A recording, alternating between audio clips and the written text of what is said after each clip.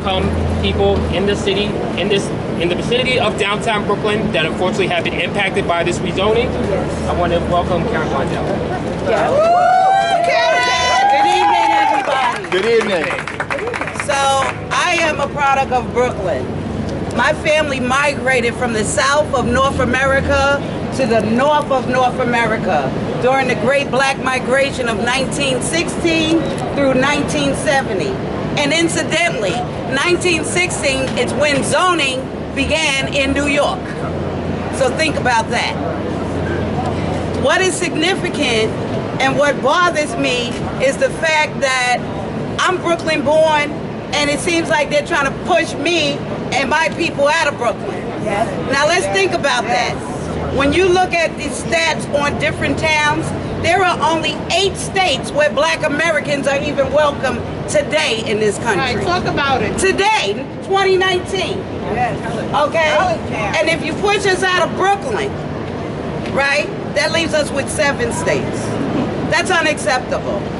We have done everything we had to do to make ourselves or to become a part of the American dream. We are the American dream. That's right. And you are not going to dream without us. You're going to have nightmares without us, okay? You will have nightmares without us, okay? Right. Now this is one abolitionist home that we feel you need to leave alone. Right. Leave it alone. The abolitionist home.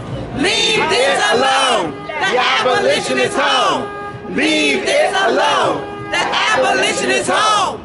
Leave this alone. The abolitionist home. And why I say that is because I just spent the last 8 hours at an exhibit called Undesigning the Red Line. Okay? We have an exhibit that talks about slavery. It talks about the 1877 compromise. It talks about the Trail of Tears. How many times y'all gonna push black people around America? How many times you gonna try to erase our history? You cannot erase our story because we're made of energy and our story will survive even when our physical bodies are gone. Okay? That's number one. So this is really significant to me because I remember as a 17-year-old emancipated minor, they sent me to 225 Duffield, which was a welfare center. Right there. And I worked myself through the welfare system, through school. I raised 2 children through college, and this is with policy changes and all kind of trickery going on.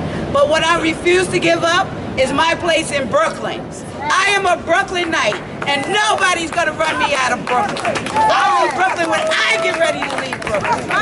Okay? And in the midst of all these towers, we will remain here with this tunnel as a legacy to the people who had to escape using spiritual hymns and patterns and cornrows to leave the South to try to make it to freedom in the North. I want you people to really care. A lot of times when Black America talks about what's going on with them, we get sympathy for about 10 minutes. Yep. But then everybody goes about their business. Yep. We're asking you to give this as much attention as you give the immigration issue that this country is facing today. These are important issues. None of us are going to make it without each other. Right. We believe in cross-advocacy in the Gowanus Neighborhood Coalition for Justice and in the area of Red Hook where I live. It can be done, but we have to stick together. So what we say is, this is an abolitionist home. Leave it alone. Abolitionist home. Leave it alone. Abolitionist home.